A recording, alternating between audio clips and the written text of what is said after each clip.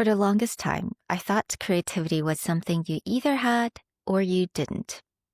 I thought it belonged to artists, designers, or musicians. But the older I get, the more I realize creativity is really about curiosity and being willing to explore something without knowing where it will lead. And today's conversation is about exactly that. What happens when we stop forcing our path and start following what's pulling us?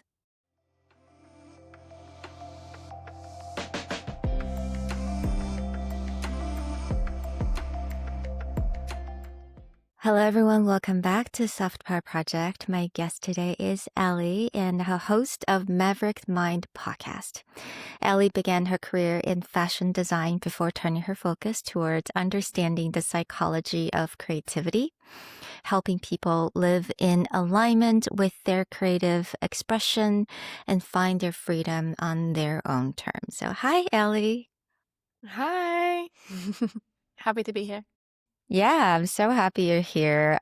I love to talk about creativity because I feel like, in general, I feel like many people think creativity is about talent and inspiration. And I definitely thought that, it has everything to do with talent, and I did not have talent in this area. But how would you define creativity?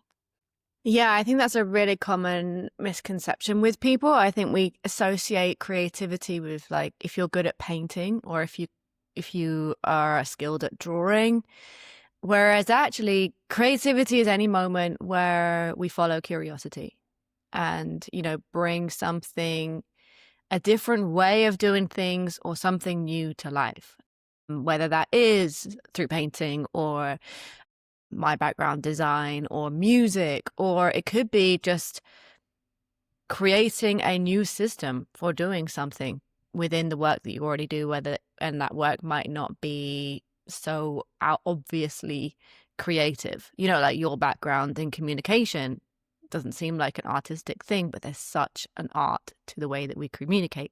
I think it's anything done with, like, intention as well. So when you're intentionally kind of following a curiosity, finding new ways to do something, or kind of bringing something new to light. No, I love the way you talk about it and how you put an emphasis on curiosity. And I actually feel like the older I get, the more curious I am, and actually really, really like that word now. For some reason, when I was younger, I thought that curiosity only exists in childhood. But now I feel like we should have curiosity in everything, right? Negative moods or emotions or thoughts, good thoughts, bad thoughts. And to me, you're definitely an incredibly creative person because you were a fashion designer, right? Yeah, that's what I studied, or what I wanted to be my whole life. I think that, we have that image of a child wanting to be something forever. Like, that was me with fashion.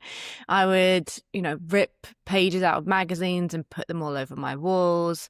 When I was about 16 or 17, I was making all my own clothes. And believe it or not, at that time in London, you could sneak into Fashion Week shows by saying you had a blog.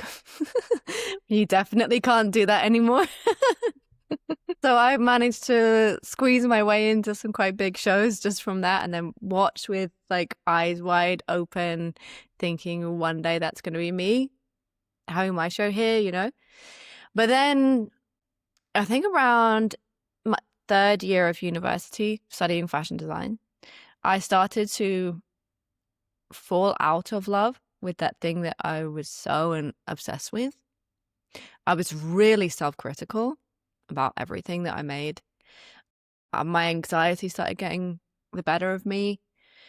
And I really just wasn't enjoying what we had to create. And I think looking back on it now, based on, like, all the work that I do now, it was a lot of internal pressure I had on myself.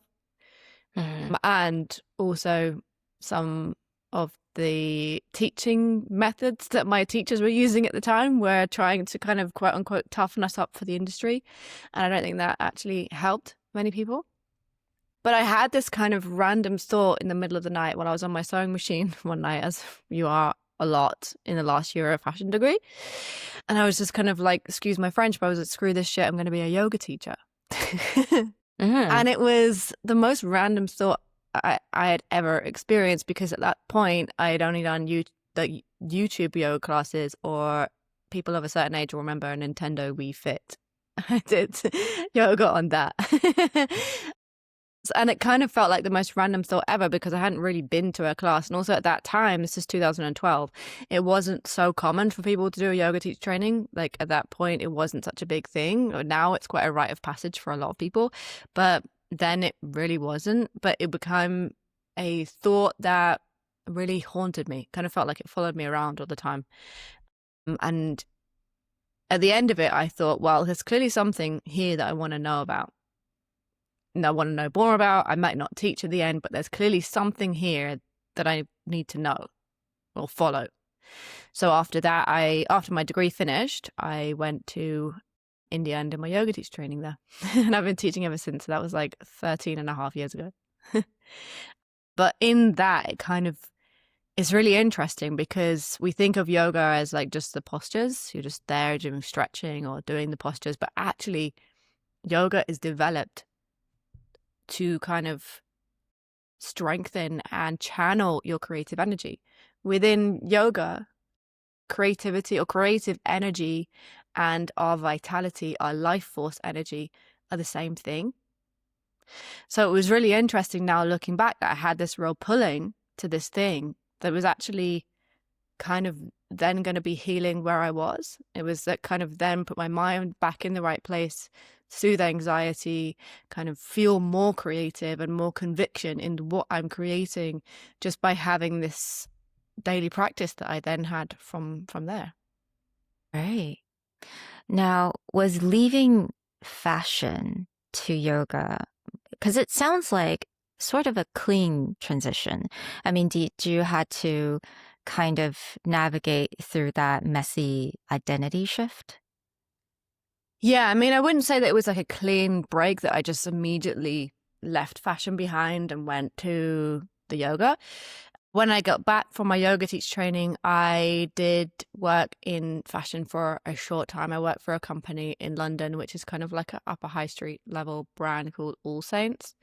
But I actually found that it's a lot more kind of officey than you think it's going to be.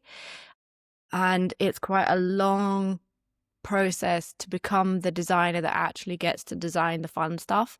Other than that, you're kind of just the person liaising with the factories or sorting out samples and things like that. And it's not that I didn't want to do those things, but I felt a lot more at home at that point in a yoga studio than I did in the design studio. So I then kind of made the decision to leave it behind momentarily and follow this yoga thing.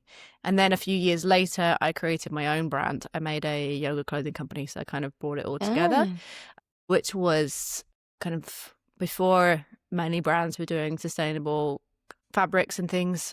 That's what I did. And it was also like limited edition prints on all the designs, limited edition runs of everything. Run that for a few years at the same time as doing many other things, at the same time as teaching yoga, at the same time as I was also working as a massage therapist, but that may be another story for another day. And running around London, I was also running this business at the same time, but I had to close that during COVID. And I'm really curious because you mentioned that about the perfectionism, right? In school, you kind of felt like you're very self-critical when you're designing or during the process of it. And I find that sometimes universe keeps giving us the same lessons until we learn to understand it and either learn or let go of it. Did you find that kind of followed you throughout that journey? Because you actually went to India to study yoga and you came back and you even created your own brand. How was that perfectionism affected you along the way? Yeah, I mean, I think that it's something that stayed with me for a long time, and it was a very, very slow process of learning how to untangle the idea that being a perfectionist means that you care about what you're doing. Whereas there's kind of nuance to it. Now I see it as when you're a perfectionist, yeah, there's a fine line between perfection and refinement. You can want to refine an idea. You can want to strengthen your craft. You can want to continuously evolve and continuously get better, whatever better means. But the quest for perfection is actually the quest for control. It was really funny, actually, because when COVID hit and I had to slowly, and it was a very slow process of winding down my last company. It was a very difficult time because, as you can imagine, it was like my baby. Yeah. And the decision to no longer go forward with that was really hard because it was we'd done so well. You know, I'd made sales in like 32 countries. I've been featured in Vogue and Tatler and like so many childhood dreams. I'd reached so many things, but I was actually reading a book by a guy called Tim Castle. I can't remember what the book is called, but Tim Castle is actually a friend of my brother's. So my brother had given me this book because his friend had written it. And we were in lockdown, so we were all reading and taking loads of time to do everything. And there was a line in that book that really changed everything for me. Sometimes you're just ready to receive something at the right time. And it said something along the lines of, I won't be quoting it word for word, but it's something along the lines of, perfection is not the quest for greatness. Perfectionism is trying to control how others perceive you. And I was like, wow. Yeah. It is so that it's not trying to be perfectionist or trying to be overly critical about yourself. It's not actually anything to do with trying to be better necessarily. It's more trying to be accepted. It's trying to be enough. It's trying to refine what you're creating in such a way that you kind of procrastinate oversharing it because you're afraid of being judged for it. Or if you make it in your mind a little bit better, then maybe other people will like it a little bit more. But that's something that we cannot control. We have zero control over how anyone's going to receive us, whether we think that we're perfect or not. And that was like one of those moments I think I've been thinking a lot about, and I've done loads of kind of self-development work, so much journaling, so many yoga practices, so much diving into like philosophies like mindfulness and tantric philosophy, which is again not what everyone thinks it is. It's all about creative energy. It's not what everyone says it is. I'd done so much, and then it was just kind of, I think it was a culmination point of all that info coming together in like one really well written line that then really changed everything. And I think then from then on I was like, wow, I need to bottle up everything that I've learned here, not just in that one moment, but in my whole journey up to that point. And then also in letting go of that business and realizing ways I could have done things better and ways I could have allowed my mind or my capacity to receive or exercises to kind of strengthen the nervous system and strengthen our ability to kind of lead as a creator as well. I need to pass this on to other people now, because this is something that creators, and specifically, we are never taught these things. If I go back to what I was saying about my degree, we're just told to toughen up. We're told to have a thick skin, when actually as a creator, having a thick skin is not a good idea, because we are naturally sensitive beings. Yeah. And it's part of that sensitivity that allows us to absorb all the stuff from around us and then somehow alchemize that into something really cool. What we do need to do is maintain our sensitivity, but also understand how to work with it rather than allow it to kind of swallow us up. Because again, when that happens, many creators, creative minds are the most likely to experience anxiety or depression as well. So, right.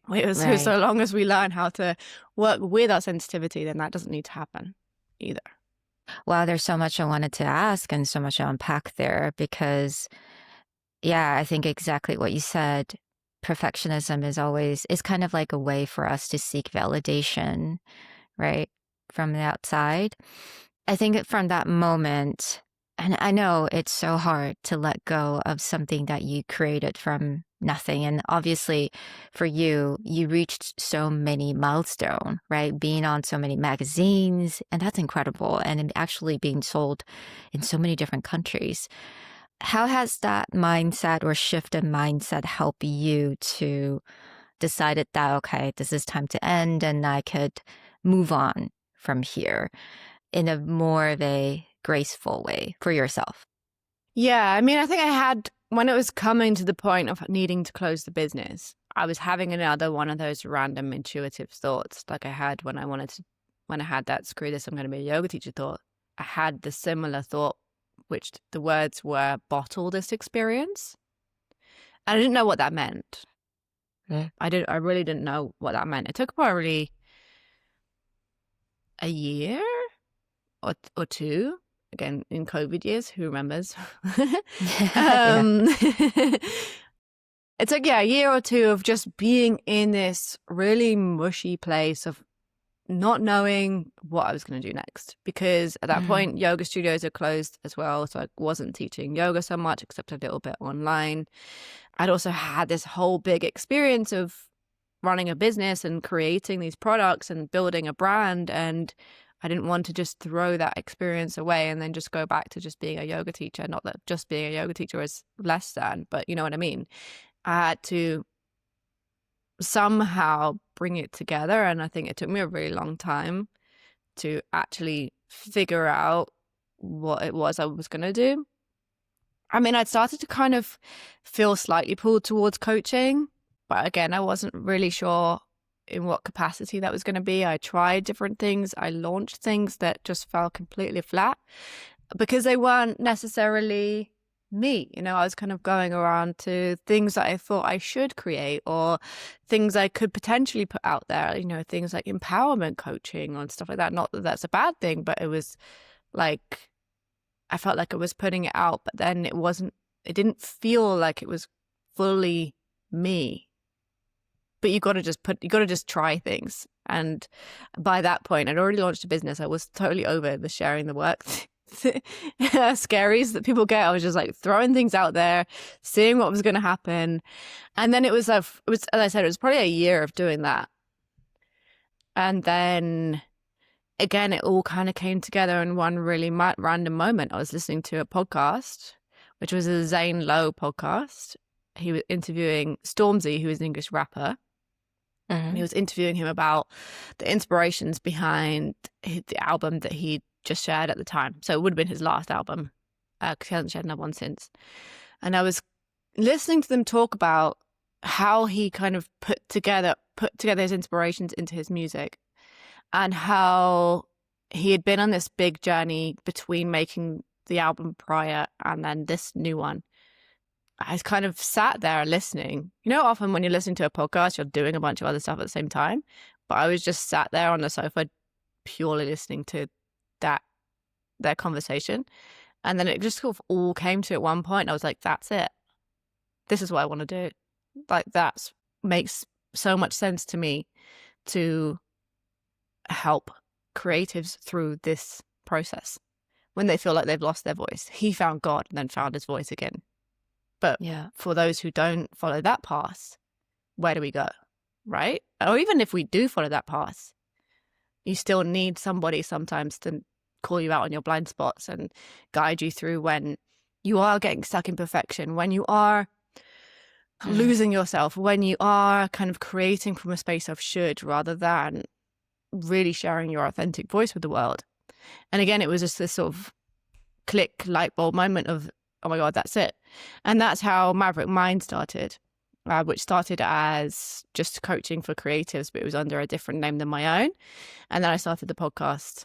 And then more recently, everything's all come together into my platform, which is called Ember, which is like much more than a wellness app or a wellness space. It's kind of a vibe switch in your pocket whenever you're stuck in those moments of falling into perfection, questioning everything, when you feel stagnant, when you feel like you are depleted or burnt out. Is a place to go to find something that's going to shift in a quick time. So there's yoga on there, of course, there's meditation, there's something called somatic healing, which is like processing our emotions a little bit better, and many other things that can just then be a tool that I wish I had throughout the whole 13 years, really. But I would say more so when I was at university, or even while I was running my business, the fashion business before. Yeah. Well, I think that's so beautiful because you basically collecting and accumulating all the things that you have learned and that you wish that you had known before. And you're helping creators and people navigating throughout the process. Because I mean, I think we're all on that journey, to be quite honest. Whether we're actually artists or not, I think everyone is kind of just navigating. There's so much uncertainty out there. And I feel like we sort of have the similar path in a way, Yeah. like we're on this like parallel road. And I'm so curious because as a fellow podcaster, you've been doing this quite a long time. You have so many beautiful episodes. Has any single episode or topic surprises you, like any conversation that you had with any creator just surprised you and made you think differently? Well, that's a really good question. I've had like a real journey with the podcast as well. At the beginning, I was interviewing a lot of people that maybe could help a creator more. And then more recently, it's been creators that are really in the midst of making stuff and diving into their mind in that moment.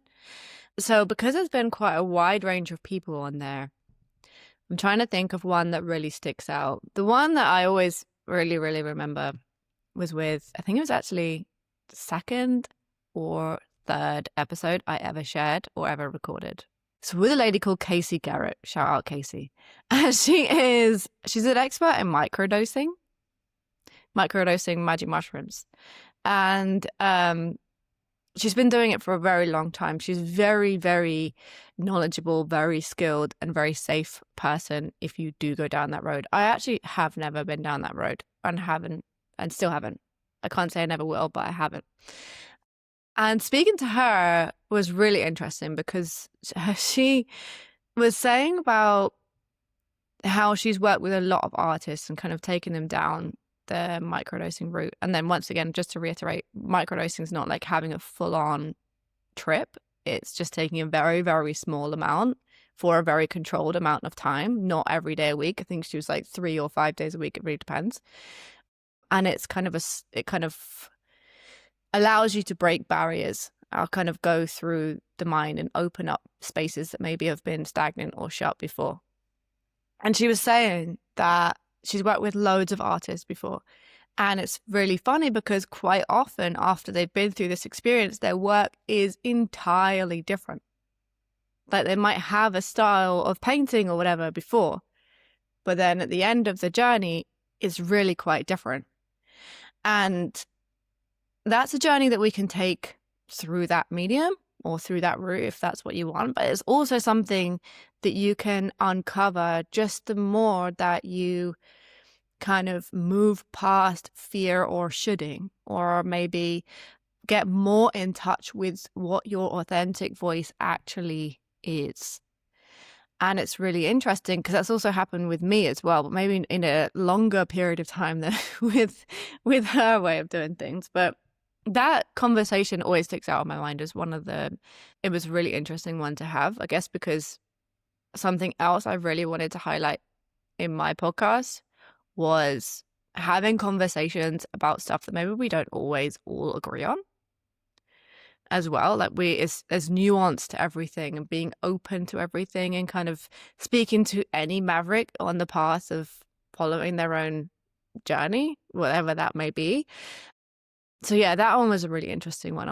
Something that I've seen within my work as well. The more you kind of really start to feel safe with your own self, your own emotions, your own internal world in whatever capacity, it's really common for then an artist specifically, or a musician or a poet or whatever, for their work to shift and something else to come up. And the more authentic then the way that we create something, the more magnetic it becomes outwardly as well. Yeah. Is that something that you also found within yourself? Because I feel like as a podcaster, there is an evolution. And for me, like, this is what I'm doing. I call this a project because I feel like this is a project, meaning that I don't know when it will end and maybe it will never end, which is a good thing because I wanted to be very curious about what I'm learning. And like you said, I love that. I love the gray area. I don't see things as so black and white anymore, and actually just enjoy and be curious about those different things and different point of view. So do you feel like having that very open mind kind of allows you to evolve and like change and just do things a little differently, even though maybe it wasn't the plan in the very beginning?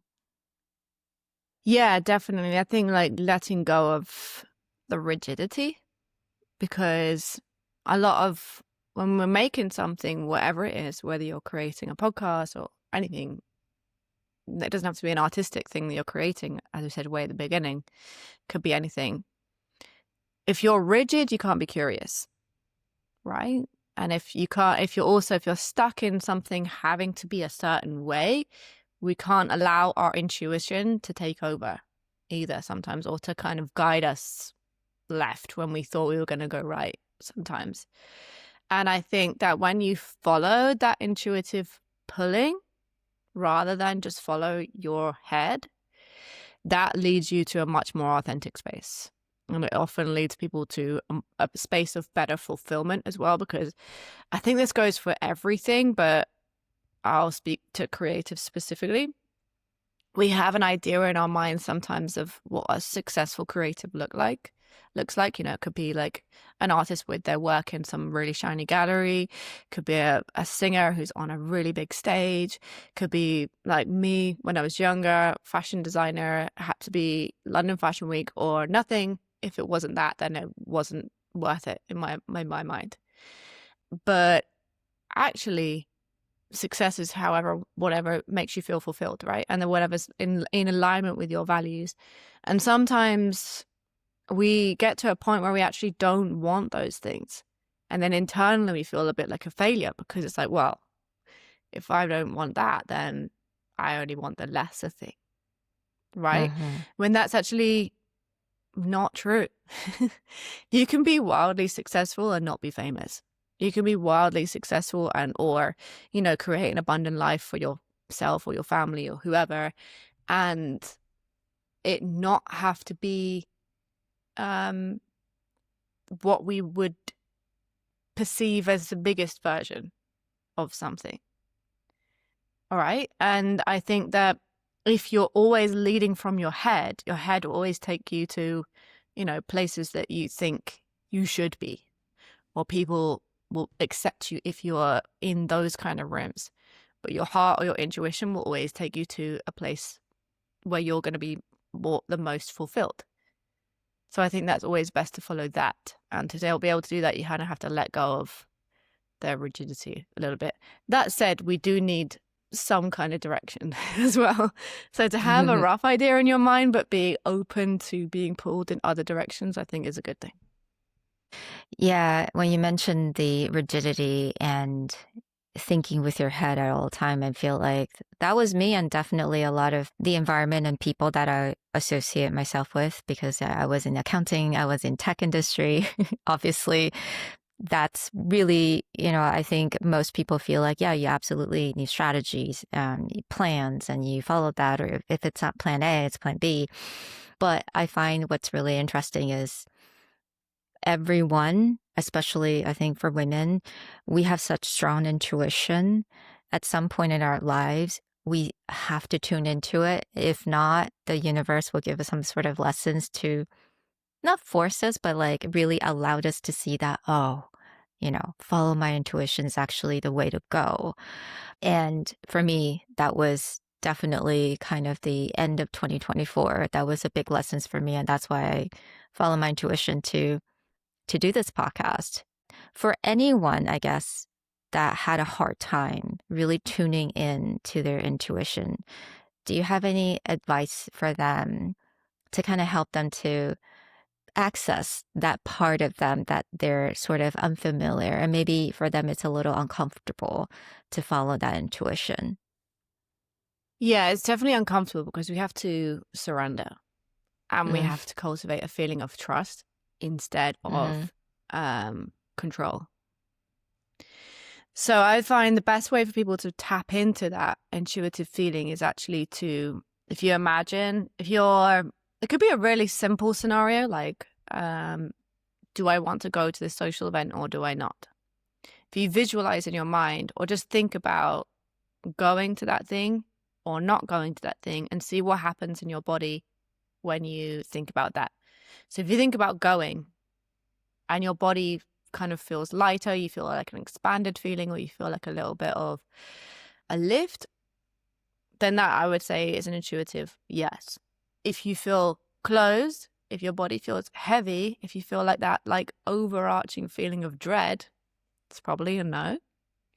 I think there's obviously nuance to that, and then with there's that can also be a filter of loads of other stuff that can be going on. But I think that's a really nice place to begin, and starting to build trust with your intuition with small things like, what am I going to eat for lunch? What do my body want?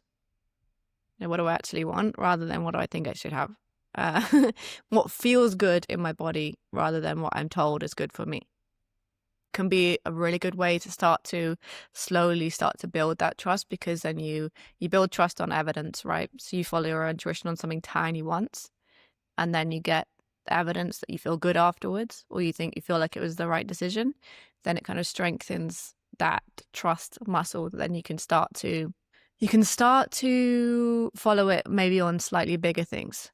Then there are certain situations, like I had with screw this, I'm going to be a yoga teacher moment of life, where it's such a big pulling that you can't really deny it. And as I said, it started to feel like it was haunting me. So it's also a case of listening to what's going on in your mind, whether that's through walking outside for a little bit every day without anything in your headphones, just walking and listening to yourself, or whether it's something like meditation, which I wasn't doing at that time, but I was alone enough to be able to listen to my own thoughts and to listen to okay, that thought is coming back again. I'm starting to imagine that again. I'm starting to slowly Google yoga teacher trainings or, starting to piece this together. And it's like there's something taking over me to a point where I can't now not listen to it. So again, it's a case of doing those small things that start to strengthen the trust muscle, but also starting to allow small moments of quietness in your day that will let you listen to what's going on in your mind, and just be curious again about what stories or like fantasies you're going through in your mind. You might start noticing like, oh, I'm picturing myself doing this a lot, which is funny because I've never done that before. Or going to this place, or I'm starting to feel like I want to paint, or I want to start a podcast, or whatever. And then you start to listen to that. And again, then it's taking small steps to trusting that again. Hmm. And I noticed that you did talk a lot about body, like how your body feels when that certain thoughts come up. And I think that's something that, I mean, as a yoga trainer, I think this, obviously, I think body, it's such an important part of us. I mean, mind, body, and soul, right? It needs to be aligned. But I think for a lot of women, or for a lot of people in a career, more so in like the corporate career, they're not so in touch with their body. It definitely took me a long time. I felt like for me, it's like when I noticed that my health was taking a toll, then I'm like, okay, I had to listen to my body. But I wished it didn't have to come to that point.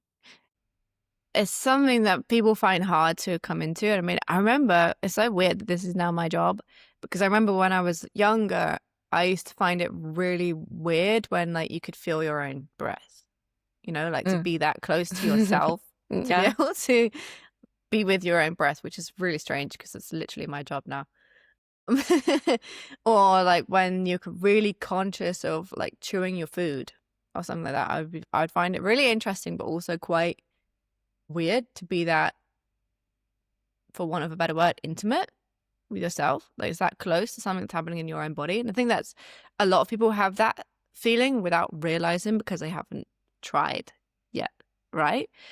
But it is something as simple as just following your own breath will bring you out of your head and into your body and into this present moment. And then you can start to notice sensations in your body as well, and start to know what certain emotions feel like as a sensation. I think a lot of the time we're Right. taught, or we grow up in spaces that maybe teach us that sometimes emotions are something that we don't want, or there are certain emotions that we should avoid and at all costs. But actually, all emotions are just energy in motion. They're just moving through the body. If you Mm. can acknowledge that they're there or feel them in whatever way. So if you can feel it as a sensation, then it's gone very quickly. If it's Mm. something that you maybe don't process in the moment, then you can feel it later as well. Yeah, absolutely. I think that it's something that it needs to be felt. And when it's felt, sometimes it moves away. Yeah. And there's something I've really wanted to ask you because obviously with the name of this podcast, Soft Power Project. And I know that you also have a very special connection with the word soft power. And it's part of the course, right? You're offering. Mm-hmm. Tell me about what that word means to you when you create soft power in your platform. Yeah. So my course, Soft Power, is actually called Soft Power 7 Steps to Uncover Your Authentic Creative Voice. Hmm. So it's kind of seven steps or 7 aspects that come from either mindfulness or tantric philosophy or self-development that allow you to uncover who you really are and express that outwardly. I think that the word soft power is always, or the phrase has always meant quite a lot for me, because that's actually how people have described me many times in my life, not using that exact phrasing, but I've always said you have like a very quiet confidence. And I was starting to think about, okay, where did that come from? I think it came from a lot of places. I think it came from my upbringing, my parents. I think it's being quite sure of myself in a lot of ways, not in every way. I think that's a lifelong quest, but Yeah. in a lot of ways. And I think it is kind of having this sort of anchor within you Hmm. Hmm. that is built on, what you will tolerate, what you will not tolerate. It is built on who, the kind of values that you uphold as a person. It's built on what you believe, even though beliefs can change. And it's built on who you want to be in the world and actually embodying that. I think often we think confidence or authenticity means louder. But actually, I think it means speaking at the right time, but not, and listening sometimes more than you speak. I think that it's any version of authenticity. If you're a loud person, then be that, but you don't have to be that in order to be confident. I mean, first of all, yes, when I see you, soft power would be the first thing that pops in my head. And when I talk to you the first time, I just feel like you're so grounded. And I like the word that you use, anchor. I feel like you have this really confident groundedness to you where nothing would rattle you. I don't know. I just kind of had that feeling. But at the same time, you allowed that flexibility and curiosity to talk to different people and entertain different perspective. And to me, yeah, definitely that's very, very soft power about that. And I'm actually really curious because now that you have talked to so many different creators and have been doing this podcast for a while, do you think your definition of soft power or your soft power now has shifted a little bit or has it evolved since the beginning? Say that it's shifted in ways, but I think that on with any creative path, and I'm going to say that is like anything where you're putting stuff out into the world, podcast, art, business, coaching, whatever. It's not a linear thing. Hmm. So I think that my soft power has gotten stronger through times of losing it a bit. And that was Mm-hmm. probably like not something that people will be able to see outwardly, because I am always just kind of like this and always kind of the same. But it was more moments where I felt maybe slightly lost, or what I was putting out was authentic, yes, but then something didn't feel right. Something just didn't feel like, I don't know, if something felt off in some way. Or I've had times where I took a break from the podcast just because I was doing a bunch of other stuff and it takes a lot of energy to do, or because I kind of felt like I wanted to pivot it slightly, but I wasn't really sure in what way, and then come back and enjoyed it more. And then and had a load of guests that then I felt really were more aligned. For example, I'll give it like a specific example in case that sounds a bit abstract. I had a phase of the podcast. I'm not saying that any of these guests were not amazing. They were all really great and really awesome in their own right. But I was having a lot of people come on and talk about marketing. And I'm sure that all those episodes probably helped people in different ways because they spoke about marketing in their own special way. But I just kind of felt like I was having the same conversation 50 times over. And I just kind of felt like then off the back of that, a lot of people were coming to me for marketing coaching. And I was like, no, go to those people for marketing coaching. I could do business coaching if I wanted to, but I don't want to. I feel much better and much more skilled. And my zone of genius is definitely more within the inner world of people. The mindset, the embodiment, the nervous system regulation, stuff like that is definitely more me. And then that kind of comes up to a point of just because you can doesn't mean you should. And again, that's following, like, I could do that, but my head, my heart, and my intuition says no to that. And I knew that if I did that, it would lead me to a place of just being kind of bored and of the repetitiveness of what I was doing. So again, it kind of comes to the feeling. Something starts feeling off and you start getting curious about why that is. And then I started looking at, episodes and what I was recording and who I've been recording with and everything. And I was like, oh, okay, this is why. This is what feels off. And I'm not saying I'm never going to have a marketing expert on the podcast again, because I'm sure I will. But just at that time, it kind of felt like that was all I was talking about. And the podcast was becoming about that. So I kind of then took a little bit of a break to shift things again. So I think that feeling of soft power is not, I think it will relieve a lot of pressure for people to not expect it to be a permanent thing, that it is almost like an ebb and a flow, that it goes and then it comes back in a new way. You kind of leave it and then you kind of have to come back to yourself again and you meet yourself again like a new person. And I think that's actually more fun than discovering it once and then that being done. Mm-hmm. Yeah, I think it's so powerful the way you phrased it, as it became stronger once you lose it again and again, but every time you come back, it just grew stronger and stronger and stronger. It's like it reinvented itself, or kind of, yeah, it's an evolution of it. And I think that's so true. It's so true in life. What I really like to pinpoint and take away from this conversation is that it's really okay to pivot, or it's really okay to take a little break. Because I feel like sometimes we feel like we have to follow a certain path. If not, again, that kind of goes back to the very beginning of the episode you were talking about, definition of success. We feel like, oh, we have to do this in a very consistent way because that means it's successful. If we don't, then that means we're a failure. But that's really not the case, but really allowing yourself just to, like, okay, listen to your own intuition, right? And take a break if we have to, and shift if we have to, and pivot if we have to.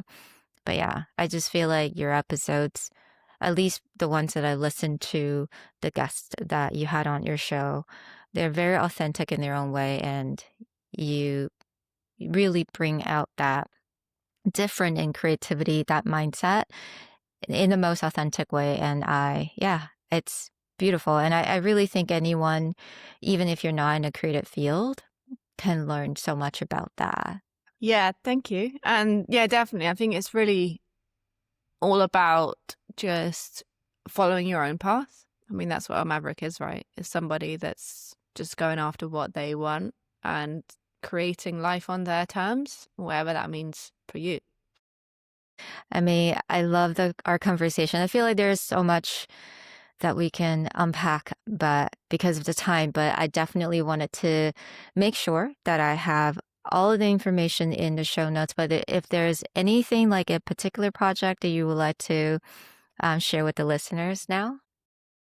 Best place for everybody to start would probably inside my platform, Ember. So that is studio-ember.co, or you can find it through any of my website or anywhere else. And so best place to start, you can also get 7 days free. So you can also get a little look into everything that I do for free for 7 days too, because then it kind of starts to introduce this way of being, this way of thinking, and finding your own way of using the platform too, which I'm really passionate about. It's not like a linear way. It's finding whatever works for you. And there's so much stuff in there that can help to really uncover or come back to yourself, to follow, to strengthen your intuition, to strengthen that feeling of trust, to uncover your authentic voice, to shift your state in any way through yoga or through breathwork or meditation or whatever else. Or the podcast, obviously. Absolutely. And I'll definitely link the episode 3 that you mentioned. I'll put that specific episode in the show notes as well. Yeah. Awesome. Yeah. Thank you so much for being on the show. Thank you so much for having me. It's been such a pleasure. And I'm excited for everyone to hear your episode of my podcast. I don't know which is going to come out first, yours or mine. Everybody definitely look into that too.